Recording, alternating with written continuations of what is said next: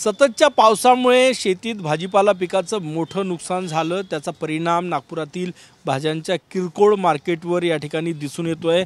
भाज्यांचे दर गेल्या 8 ते 10 दिवसात जवळपास 50% वाढलेले आहे।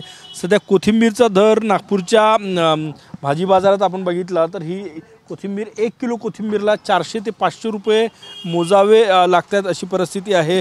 पालक जी आहे ती 200 रुपये किलो आहे। त्यानंतर मेथीची भाजी 200 रुपये किलो आहे आणि इतर सगळ्या भाज्यांचे दर जे आहे ते जवळपास 40 ते 50% वाढलेले आहे। सगळ्यात महत्त्वाचं म्हणजे सततच्या पावसामुळे शेतकऱ्यांच्या भाज्यांचं मोठं नुकसान झालं।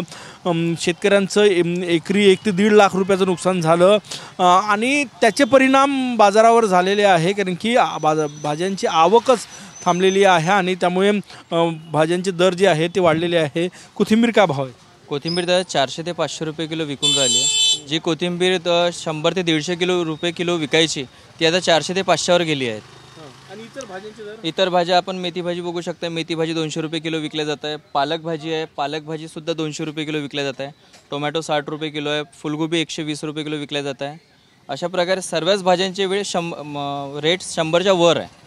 कशामुळे वाढलेले आहे? हे सतत पाऊस झाल्यामुळे आणि जे गरम होऊन राहिला, आता गरमी होऊन राहिली त्याने भाज्या ज्या खराब होऊन गेल्या, जोपर्यंत आता नवीन भाज्या निघणार नाही तोपर्यंत अजून काही कमी होण्याची शक्यता आहेच नाही। शेतकऱ्यांचंही तर नुकसान झालं याच्यामुळे। शेतकऱ्याचं नुकसान झालं तर भाज्याची आवक कमी झाली ना, भाज्या खराब झाल्या तर भाज्याची आवक कमी झाली आणि वरून शेतकऱ्याचं नुकसान झालं आहे।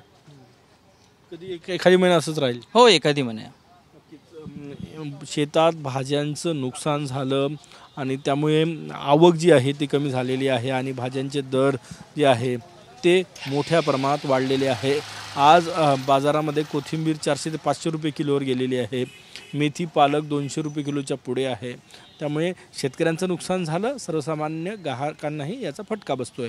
कॅमेरामॅन सचिन सयामसह गजानन माटे, TV9 मराठी, नागपूर।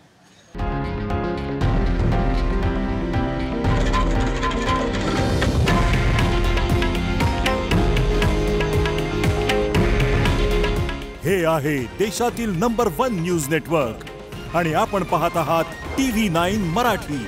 काळजी तुमची, हित महाराष्ट्राचं।